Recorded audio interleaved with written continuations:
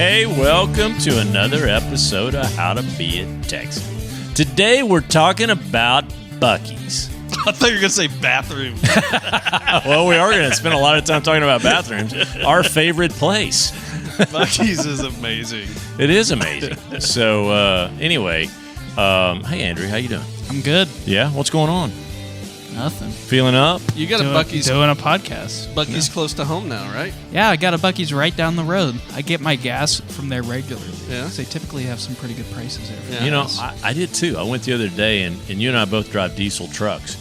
And they've got a station now, not only for diesel, but that DEF stuff, that whatever, diesel emission, whatever. You know what I'm talking about? Yeah. Your old diesel doesn't require It that. doesn't require it. Mine does. Yours does? And so you got to fill it up every once in a while. It's about every fourth or fifth tank. You got to put this DEF in it. Anyway, I don't know what it is, but Buc-ee's has that. But because of that, you don't have the crappy filter.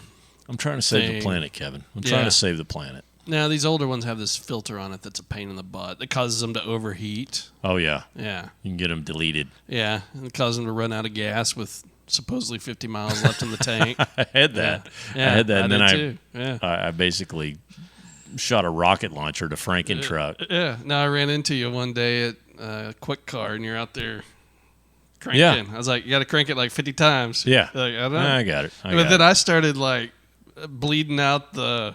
Remember how I said pop the hood? I started bleeding out the air out of the injectors, and it was bleeding diesel fuel all over the parking lot. They love that. Yeah, They really love. What are you doing? Yeah, Like, my friend Kevin did that. Where's Kevin? Oh, he left. Yeah. I was like, sorry, man, that didn't work. All right, so today I thought we'd talk about this one thing. It's called Buc-ee's. And for all of you non-Texans, because Buc-ee's is, right now we got 42 locations, that I know of. There are 42 locations, and only one of those is outside of Texas. Do you know that? Only one? That I know of. Now, I think... Let me guess, Louisiana. No, Alabama. Mobile. It's just outside of Mobile, and I passed it. I on our way to Destin, we passed it There's some times. in Florida now. Oh, they do have them in Florida? Either they've had them or they're about to open them, but there is a Florida Buc-ee's. Yeah, they keep talking about they're about to open them up and hope that Florida adopts them just like Texas has. Yeah. But anyway, when you come to Texas, Buc-ee's is the bomb. I mean, it is what people come to. Like, people just go to Buc-ee's just to go see it. Mm-hmm. How stupid is that? It's a convenience store. Why would you go to a convenience store as a destination? Well, I mean, I'll play Joe Rogan's theories on it. All right. You ever heard Joe Rogan? Yeah, Okay. let's hear him. Yeah. I mean, this is the most popular podcast on the planet. In the world. And this guy loves Texas and apparently loves Buc-ee's. So. Okay, let's hear it. If you were in the middle of a full-on cocaine binge and someone came up to you and said, dude, I want you to make me the ultimate gas station. It's a gas station with hundreds of pumps. Like, you can't believe how many pumps there are. It doesn't make any sense. And then you go into this building, and it is filled with Chuck Norris action jeans and camouflage and Yeti coolers and smokers. And it's huge. Room filled with jelly beans. Different kinds of camo and real tree. Chuck Norris jeans. There's so many pumps. It doesn't make any sense. Look at that right there. How many pumps is that? 1, 2, 3, 4, 5, 6, 7, 8, 9, 10, 11, 12, 13, 14, 15, 10 16, 17, acres. 18, 19, 20, 21, 22, 23, 24, 25, 26, I And think double that it. might be 100. And double it. That And might be double it. 100, right, and there's 2 on each one. So it literally might be 200. Well, that's crazy. It's crazy. Isn't that the perfect description, though? It is. It's just smokers and... Now, I don't know about a cocaine binge. No, he said if somebody... like, how else would you think of designing this place, was his point. Yeah. It is the epitome of the definition of Texas. Oh, it Because is, it's always man. bigger in Texas. You know, when we go on trips, we wait and we stop at Buc-ee's. Yeah. And usually the routine is I'll pull up, drop off all the girls and, the boys at the front. I'll go fill up with gas. They'll go in and start, hit the bathrooms. And then I usually get sucked in by the smokers out front. Me too. And I'll stand out there for a while, and eventually I'll come in, and they're always like, "Where you been, Dad?" I'm like, "Well, I was looking at the smoker." Then I got to rush through and get everything, and then when we're leaving, I get sucked into the smokers again. So, oh yeah. And then there's all the snacks everywhere. So many. It's snacks. unbelievable. It's amazing. Like, I'm not sure there's a room full of jelly beans But there is They an have entire some- wall of nuts. Yeah. There's a whole section for nuts, but now that I think about it, I think there may be like a row or two just for like jelly Just beans. for jelly beans. Yeah. And it's Like- that ridiculous. Like the size of a normal convenience store is just the jelly bean section. Yeah. In a Buc-ee's. Yeah. Like what I get sucked in, like I got sucked in once, and this may be in the New Braunfels one, which is the biggest like world record holding convenience store of 66,000 feet. Is it the original? No, but it's the record holder. And so that's what they're proud of. Like there's one that they have a record for a 275-foot long car wash, which is the longest car wash on the planet. That's And in New then- Braunfels? No, I don't. No, that's down at Houston. That's just Oh. west of Houston, Okay. Montgomery or whatever. But the one in New Braunfels is the biggest by far, and it's 66,000 square feet. And I think it was there that I got sucked into skillets. I was literally looking at skillets Oh, like for cast iron skillets? Cast iron skillets for Yeah, probably man. like an hour I could do that. because I was just studying them. I Like, love cast iron skillets. and they were like $3 for a skillet. I'm like, how do you Did it sell have the? Buc-ee's face in It the... did. It had a little Buc-ee, cast iron, whatever, and it was awesome. Oh, man, that's So, awesome. so anyway, do you have any clips from the owners on like why they created this or anything? Because I can go through all that. You can go through it. I've got a clip from an interview, a couple clips from ABC News interview. Okay. I'll just play them in order. Here we go. Texas has 79,000 miles of highway, so when the billboard says you can hold it, people really do. I started my morning from Houston with a thermos of coffee. Wait and hold it until I got to Buc-ee's. We saw the sign here for 44 miles That's right. and waited. This is why they wait. There's the artwork as you walk in, the dozens of private stalls, and the attendants who never stop cleaning. I Right. mean, most bathrooms you don't even want to go in, or you go in and you walk right back out because you're not going to go there. But here, Absolutely. It's always, always clean. Why? Well, leave it to... Beaver Applin. That explains the That's store's him. quirky logo.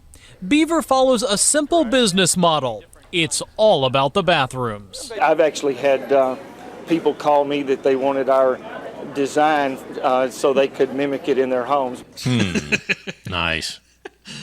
Oh, isn't that funny? So the two owners. Go ahead, Andrea. I'll tell you about the two owners. Well, I was just going to say, since we're on the topic of bathrooms, that we had some plumbing issues at my house Yeah. at one point, and we couldn't use the toilets. So anytime, or we couldn't flush. So anytime I had to take a dump, I would run over to Buc-ee's. You were going to Buc-ee's? Yeah, I ran over to Buc-ee's. I'd take a dump there. Makes sense. It's I mean, cleaner, where else am I going to go? cleaner than your bathroom. I can guarantee that. Well, Can't so do that. so there. Thank you for that dump story, Andrew. yeah, no Thank problem. you for that. I got, Appreciate it. if you need any more, I've always got them on lock. But there are two owners, and so the one you just heard from, his name is Arch, and his nickname is Beaver Applin III. So Arch Applin III, nickname Beaver, and then the second owner is Don Wasick. And Beaver Applin is the guy that you always hear. You know, like when they do stories or interviews or whatever, it's always him. This other guy, Don Wasick, he's the operator. He's like, I don't talk to media. I don't talk to anybody. I just operate these suckers. And apparently he does a really nice job of that. Yeah, obviously. Yeah, yeah. Now, Arch Beaver Applin, he's the guy that designed he personally designed all the bathrooms. On a cocaine binge. But he said, and it's almost like, forget the gas. I'm going to design the bathrooms first because that's what people need because I don't know how many, 700,000 miles of highway and tower, whatever it is. It's ridiculous. I just drove from here to New Mexico and back, and I thought, I'm never, ever going to get away from Texas. I mean, you just drive forever. Yeah. And I just scratched the surface Takes a while. to get from DFW out to Texline or New Mexico. Yeah. Anywho, so he started with the bathrooms and he designed them and he did it in a great way. He's like, I'm going to create all this stuff, this destination. The bathroom's going to be in the middle and you have to walk past all this stuff to get to it, like the smokers or the skillets or the jelly bean room or for me, it's like fudge. You know, like there's a whole giant section of fudge. There's another one on kolaches, which gets me every time. There's another massive jerky section. Mm-hmm. And then there's clothes. They got brisket. Now they have brisket and stuff. And it's great. Yeah, I was reading an article from this guy in Austin. He was, like a food critic. He's like, yeah, I got this brisket from Buc-ee's. And he said, I was looking at it, and it's kind of like just okay. He said, but then I realized, wait a second. This is okay by Central Texas standards, but this is better than barbecue that you can get in most places in the entire world. That's right. So That's by Texas standard, not the best, but it's good. But by world standard, and this is like in a gas station. It's crazy. Yeah, their breakfast sandwiches are great. They're good. Really their good. Brisket sandwiches are good. They got breakfast tacos are pretty decent. Giant sausage on a stick things that I get. I love those things with mustard on. Oh my gosh, so good. So I think it's just brilliant, and I think it's why they have such a big following. Like on their Facebook page, I just looked. They have 347,000 people that follow them on Facebook. Nice, massive. But people love it. They love it. Listen to the excitement in my voice as we talk about it. Well, but I think it's because they've captured the three things that you need. You just did a road trip, right? What are the three most important things you need? You need bathroom. You need gas for the truck or vehicle, and you need food. Yeah. Need some grub. Yeah. So you got this one place, and all three aspects are amazing. And amazing bathrooms, amazing gas pumps, and amazing snacks. Yeah, I'll say you could live there. The fourth thing, and maybe I should say that's the first thing, is that it's a safe place for me to pull over and rest for a minute, Like, there are so many sketch places that I've just said, I am not pulling in there if they have gas. I'm not doing it. And like the lady said on the quote, I'm certainly not going in there to use the bathroom because that is nasty. Oh, yeah. I am not going in there, this 50-year-old, terrible, awful restroom. I don't care how bad I go. I'm not going in there. But it's kind of like they have a full-time person that and the bathrooms are so huge. By the time he cleans or she cleans one end of it to the other, it's time to start over again. I think they're just in there cleaning continuously. 24 hours a day, there's a uniformed Buc-ee's person in there, sex appropriate, that is in there cleaning up and whatever. So you know what the official job title of that is? No. The keeper of the throne. Is it really? Yeah. Are you serious? Yeah. He said this. Andrew, you're lying. I can tell by your face. Well, but that would be pretty good. I would put that on my name tag if I did that. But I am the keeper of the throne. Beaver Applin, he said that they have, they'll have like 40 stalls over here for the boys and 40 stalls for the girls. And, they're marked. They have that little red-green lock on there. And a lot of times that on the females, they'll just line up because they think all the doors are shut. And so he's investing in this technology right now, kind of like at DFW Airport. When you go in, the red light's on if a car's there. I've seen them. Oh, you've seen it at Buc-ee's with the green lights? Yep, I've seen them. Yeah. See, so smart. Maybe this was a dated article that he's like, I'm investing in that technology to use like what they do at the airports. Yeah. So that the ladies can make sure they can get there quick. Yeah, that's cool. Isn't that great? And, especially now during COVID times, who wants to go into some nasty old bathroom that's not clean? No. This is perfect for... No, they're cleaning it all the time. Yeah, all the time. Buc-ee's was the first place where I saw plexiglass, divider on the counter. Yeah. Oh, really? Oh, that's smart. You know what catches me also is when I'm walking into the bathroom, all that Texas memorabilia and the artwork, because it's always like a really cool painting of like a granddad cowboy, with a 1-year-old grandson, and he's patting him on the butt, I love that stuff. Or it's an old cowboy grabbing a steer that's gone away from the herd. It's fantastic art. Yeah. Oh, and then they're big on palette stuff too. Yeah. Like they've created all these kind of cool palette things that are in the shape of a Texas flag or whatever. I'm like, I can do that. Yeah, that's awesome. And then when Christmas comes around, it's all Christmased up, Texas, whatever. It's awesome. Love it. I love it too, man. So what are the most popular things to eat at Buc-ee's in your opinion? I've got an article here that kind of will walk us through it. What do they call that those sweet little chippy things? The beaver nuggets. Beaver nuggets. Yeah. That's probably as popular. I've never as even anything. had those. No, I have, and they're okay. This says it's a beaver nugget. That's on the top of the list. It says it's a crunchy, sweet puff corn nugget, kind of like a a Cheeto. Yeah, kinda. but sweet. But then they said there's another version that's a savory version. So I guess they have two versions. There. And they have those, like, you can't walk out and check out without seeing a massive aisle. You have to walk past that. Yeah. So, and then the profit margin, it's interesting that the profit margins on that you would think that they would make all their money on gas. Well, that's single-digit profit margins.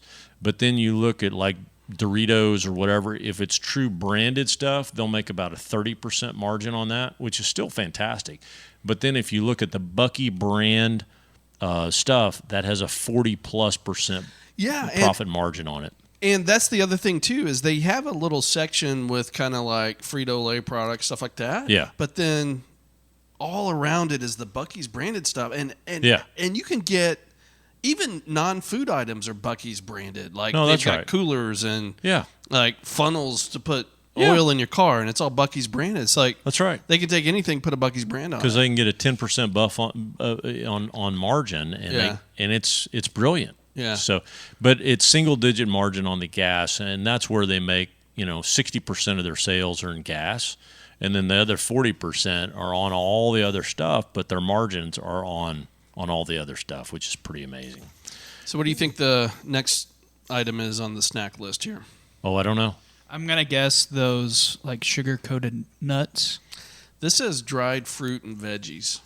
Oh. So like those dried apricots and crap like that. Yeah, because you have to walk past that to get to the restroom too, and it's kind of a novelty. It's like pickled okra or something. You're like, oh gosh. Yeah. But people pick that stuff up and they buy it as a novelty or something. I don't know. So. I go in there. I get serious and I go straight for the kolaches because those are because they have the meat and cheese ones or the fruit ones, and that's by far my favorite thing. And they'll heat it up for you or not.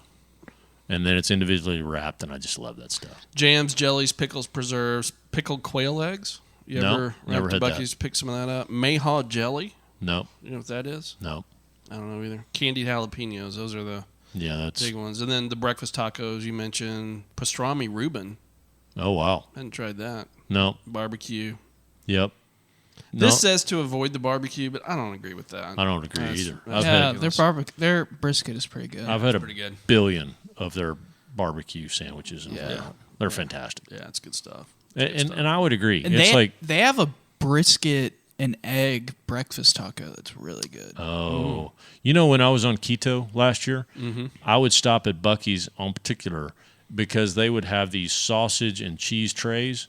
And it was just all protein, and I just ate the crap out of that. I've had those. Yeah, they're fantastic. Good. I've also gotten they have you could get a ham sandwich with lettuce and all this other crap on it that's wrapped up. I've gotten those tons of times if I don't have anything for lunch for work that day. I'll just run into Buc-ee's and grab one of those on the way. Well, see, that's a huge change is because now we have 2 in DFW. Well, more than that, but there's 2 new ones. Actually, there's 3 because the one in Terrell's been there for a while. They're building one out on I-30 going out to East Texas. It's not up yet, but then they just have that one over in south of Denton and then over by Alliance. Those are the 2. Those are the 2 that are brand new. Yeah. The one by Denton, that's the one you go to. Mm-hmm. The one by Alliance is the one that we go to because it's closer to us. It's 10 minutes over this way. But then they're building that one out on I-30. They got the one on I-20. I would think they've got... When you do the I-45 between Dallas and Houston, you got a haul to get down to that one in Montgomery. Or I think it's Montgomery. I can't remember. But it's 2/3 of the way. And Dallas to Houston's a long drive. It's a 4-hour drive. 3 hours if you're really cooking. But it's 2/3 of the way down to Houston, and it's 78 miles north of Houston before. Mm-hmm. So you got to really hold it to make it down there. And I do. I go really fast and I hold it. And their media strategy is fantastic. So their marketing strategy is brilliant. So I don't know if Arch did this or Don did this or whatever, but they've got an outsourced company that they say it's like, hold it for 111 miles. Right. You can do it. You can do it, yeah. Or, That's awesome. or there was, here's one. It says, your throne awaits, fabulous restaurants, 32 miles ahead. I mean, it's brilliant. So they make you anticipate it and hold it so that you can get to this fantastic restroom. Uh-huh. That's good stuff. Isn't that good stuff? Yeah. Yeah, I thought you'd like that.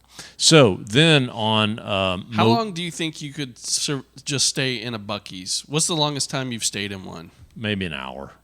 And then I finally flame out. But it's very easy to stay an hour. Yeah, that's my problem, is I can stay an hour and I'm like, oh, crap. An hour? And then you realize, oh, wait a second, I'm on a road trip I'm on a 5-hour drive, and now it's 6. Right. Jeez. But my problem is I lose kind of inhibitions when I go in there. Right. Because they have ice cream and treats and the fudge bar and all this good sweet stuff, which I'm a sucker for. Yeah. It's not good. Yeah, and then you can go eat dinner over there at the barbecue counter, and then you can shop for clothes. Yeah. You know. Yeah. Here's the laugh track. What do you got? They also have like home decor. Yes. Yeah, they do. See, the home decor. Do they really? No, I it's haven't been to that it's section. over on that side. You never pay it's over by the skillets. So Sammy's talking I about don't think I've been over there. I don't spend much time on that side. No, it's the I'm whole always other, on the food side. There's a whole other half of yeah, the I know store. there is. I just don't. And hang it's out. like all the T-shirts and the sweatshirts and the leggings and shoes. I've got a Buc-ee's hack for you. You know how the registers, I think it's pretty much the same for every location, but like the registers is like they'll have the main ones at the main sort of place. But then over in the home decor section, there's another counter. It's never busy. Never busy. Yeah. So I mean, you got to walk a little bit, but at least you're not going to be waiting in the madness of those registers up front. Do you think you could do all of your Christmas shopping at a Buc-ee's? I have bought Amy a Buc-ee's T-shirt for Christmas that did not go over well. You should have selected some of the more nicer home decor. Well, items. I thought it was funny. It was a funny beaver-related T-shirt, and she didn't. I once gifted someone a brisket sandwich from Buc-ee's for Oh, Christmas. that's They nice. loved it. For Christmas? Yeah, for Christmas. How long was it wrapped up? I don't know, like 10 minutes. Oh, okay. It was a last minute gift. I'm just kidding. I didn't do that. Well, you know, this evolved. This idea of these two guys, it evolved, and it's only two guys that own it. It's not like this is publicly traded. It's two dudes that own it. And if it ever does go public, I'm buying stock. I'm in. But right now, it started as these like 3,000 square foot, kind of convenience stores, and then they quickly designed the model for. So have you ever been in one of the small ones? I don't think so. I have, and they're weird compared to the megas. When you go into one of the first ones that's just 4,000 square feet, it feels weird. Now, it's still got the great bathrooms and all that, but it's just very tight. How big is a 3,000 foot? Like, I don't know how to put that in perspective. Like 7-Eleven, is that 3,000 square feet? It would be probably 3 of those. Probably 3 or 4 of those. So it's still significantly bigger than It's bigger than that. So a regular 7-Eleven, just blow it up 2 or 3 times, and then have a big bathroom in there, and then that's it. But it doesn't have all the different jelly bean rooms and all that, like the others. Yeah. Where's the original? I don't know. But it's one of the 3,000. Well, we should know. We should know. know. A podcast on this thing. Well, whatever. I don't know. Let me look it up. And I just know that, we didn't, and I was mad that I missed it on the way to and from Destin the last time that we went there this past summer. Lake Jackson. Lake Jackson's the first one? Yeah, 1982. Okay. It focused on cheap ice and clean bathrooms. Yeah. See? But anyway, so I missed the Mobile one. I don't know if it's quite as big of a deal in Mobile yet in Alabama, and I certainly hope Florida catches on because, man, it is awesome. I don't know. I had a friend who moved from, I think, Bay Area to Florida. Yeah. And I just remember, as she was going across country, she was, several days trip, she was sharing things on Facebook, and then she started getting into the South, and she's like, what is the deal with these Buc-ee's? Because I guess she drove through the north part of Texas, and I was like, oh, did you stop? She said, no, I never stopped at one. I'm like, are you out of your mind? You should have totally stopped at one. So I think she regretted that. I'm telling you, they're fantastic. And, so I hope they do well outside of Texas. But right now, it's a huge attraction just for being in Texas. So if there's 42 now, it looks like 41 of those are in Texas, and hopefully more are coming in Florida. So that's tech. You got any more quotes, or are we good? I don't have any more audio.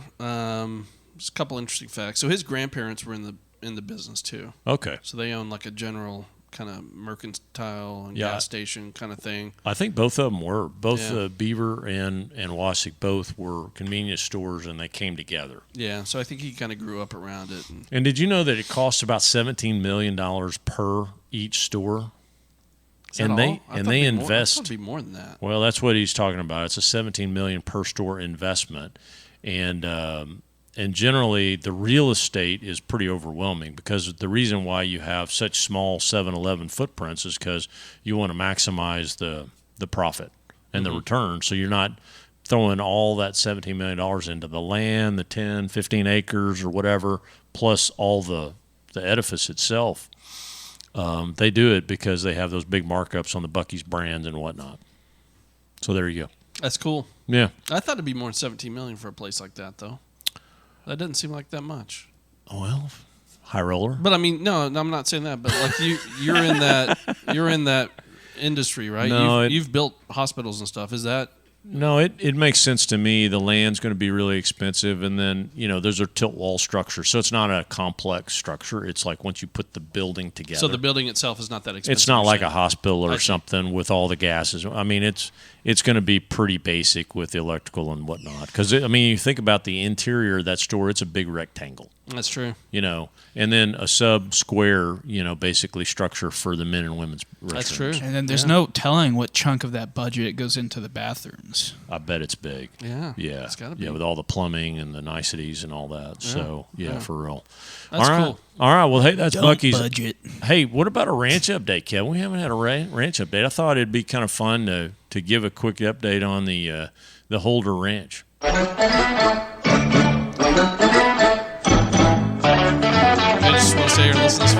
Oh yeah, it's fantastic. I love the Green Acres song. We don't have much of an update other than some neighbors randomly dropped off a chicken. That is so random. Well, is it a nice chicken? I have no idea. Maybe that chicken killed all the others. This happened today. I have no idea. Okay. So you'll have to watch. It could be like diseased or something. Yeah. Maybe it ate all the other chickens. Like COVID chicken? Yeah. It's a monster. It ate all the other chickens. It's going to kill our flock. Oh, my God. But the horse is doing okay? Yeah, horses are fine. Oh, it's good. Yeah, they just hang out and eat grass. I gotta figure out a better pasture management program here, though. Because, really? Oh, yeah. If you look out there, it's just I'm overtaken with these stupid yellow flowers. When are you going to pull the trigger on that new zero-turn mower? I'm about to do it. You got to do it. Because I got to keep those mowed down. But then I also got to figure out some way to spray these things. Oh yeah. Hire somebody to do it. So I got to get on it. I sprayed for weeds, and I ended up killing a lot of grass that I didn't mean to. What'd you spray? Roundup? No. It's one of these industrial things. I went to Justin Seed and got all this massive fertilizer and weed killer, and it killed some of the good stuff that I didn't want killed. So you got to be careful about that. But I thought that you had a formula that Nick left for you that you sprayed through that little trailer. He did, sprayer and thing. I don't do that. You don't do it because that was working really well for him. It worked well for him, and I'm not as good as Nick. So now I go to the experts and I say, even though Nick was the guy that had Amy in my home before, and he was meticulous, fantastic. But now I just go there. So I'm gonna douse down the fertilizer or the weed killer in years future. Is it liquid weed killer that you were spraying? No, but you have to do it right before it rains. So it's pellets, and then right before rain, it puts it all in the ground and, does its stuff. Fertilizes and kills weeds. And it did too much. So October 1st coming up. So we're in September 2020 of the best year of my life, 2020, man. Yeah, awesome. It's amazing. It's unbelievable. It's never going to end. It's never going to end. But October 1st, so I call the grass guy and I say, hey, when can I put my winter grass down? He said, about October 1st. Anyway, October 1st. Oh, really? Okay. So I'm going to plant my winter grass, and you should do that too. I always heard like September 15th, like mid-September. Well, but he's an expert. I'm not. Yeah, I asked him. I'm like, when? He's probably reading the charts and almanacs and everything else. No, he said come October 1st, buy the grass and spread it that day. I'm like, yes, sir, I will. And it's amazing what it did last year. So I did that last year. I put the winter ryegrass out, and it was rich. Mm-hmm. I mean, rich green grass all throughout. And then we just had 6-7 inches of rain, so it's all looking good now too. Yeah, that's why these flowers are going crazy here. Yeah. All that rain. Yeah. Yeah, I did the ryegrass one year out here. It looked really good. Yeah, it's like $125 for me to get 3 or 4 bags of it, and I just seeded the crap out of it, and it looked great. Yep, that stuff works Any well. other big ranch updates? I don't believe so. Okay, no. okay. I've got a couple. One is Frankentruck. Yeah. I've told you about Frankentruck, right? Yeah. He's dead, right? Frankentruck died. Yeah. And again, if I could have exploded with anger, I would have. But anyway, just pure anger, so mind angry. power. If I could have just mind power, angry, disposed of it, I would have. There are two things that make Kyle really angry. It's this and buying horses. And unfortunately, I think both. he's done both in 1 week. I just did both. Yeah. He's about to explode. Now I've had Franken Jr. now for almost a month. Franken Jr. Franken Jr. Don't even name it that. This is not a Franken Jr. It's a nice truck. I went and got it's 3 years old, but it's not a Franken truck though. Like you didn't have to replace engines. It kind of looks like Franken truck. It kind of is white. It's a white truck. It's a white diesel. But it doesn't look anything like it. But it's not me slamming 3 cars together to get Frankentruck. Right. Because remember, I bought a salvage truck. They said the engine doesn't work. I had to put a new engine in it and other parts and whatever. And so it's Frankentruck. So it was. And after you did that, it worked as well as any 2008 F-250 does. Because they don't work too well. and you remember the purpose of me having Frankentruck was my daughter Caroline, who's on the rodeo team at college, she said, Dad, I'm taking your truck because I got to haul the horses and hay and whatever. I'm like, oh, great, sweet honey, great. You're my beloved daughter. Take my great truck. Well, anyway, she took it. And so... Can you believe that? I can't believe it, but it happened. So then I'm like, well, crap. You're my beloved daughter. You may take thou truck. Thou truck. So she did. James English. That's terrible. But she did. And so I said, well, I've got to have some piece of crap to be able to move cows, horses, and hay around. And so that's what prompted Frankentruck. It was a terrible mistake. Terrible mistake. So anyway, Frankentruck is dead. Right. The only purpose for me buying and doing it was to go up to our place in Oklahoma and haul big round hay bales back. And so I did that about a month ago. Went up there. We got all this hay with all that rain.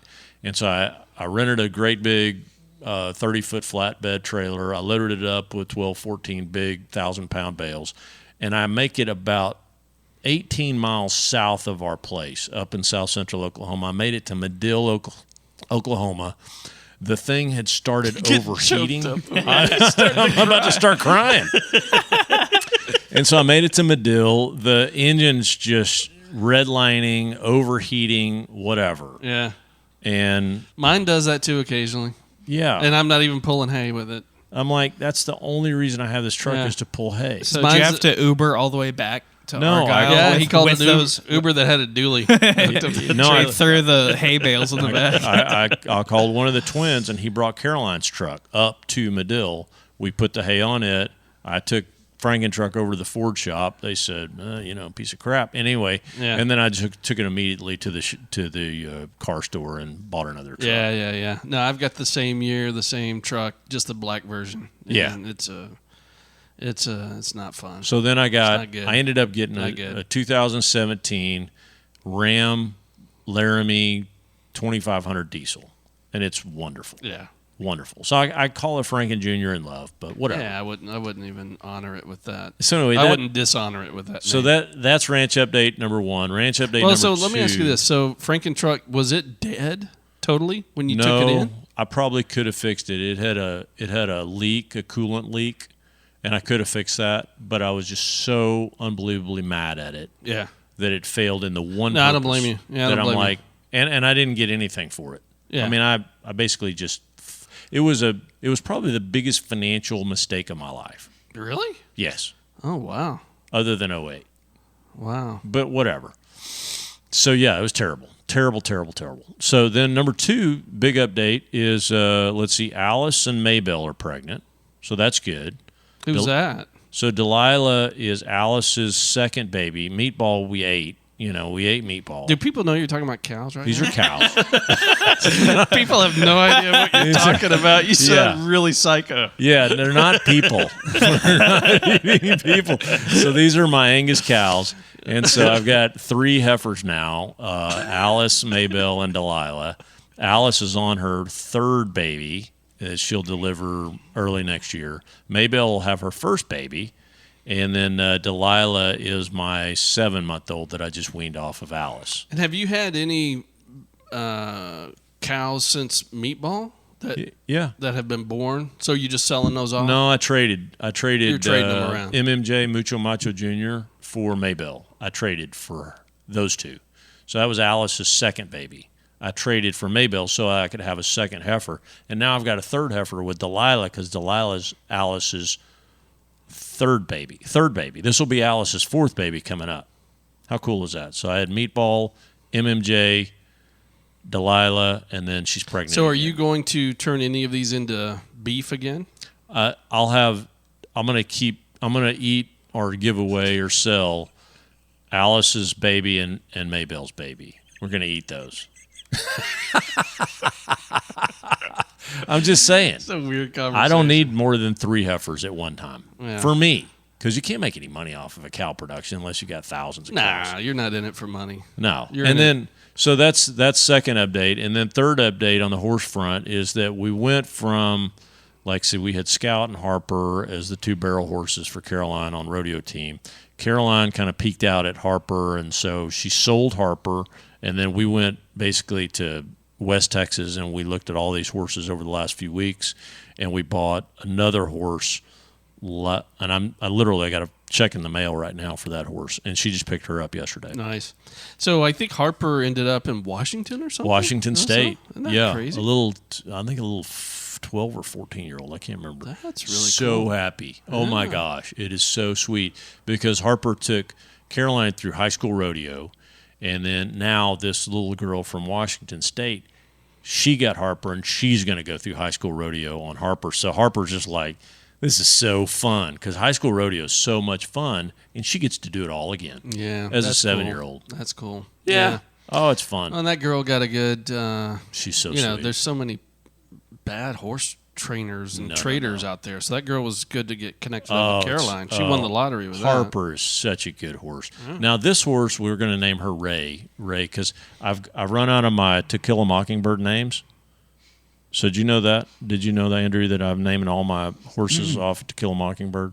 I didn't know that. Scout, Harper, Lee, Harper. Oh, okay. I wanted my future horse is either going to be named Legend or Atticus, one or the other. What about Boo?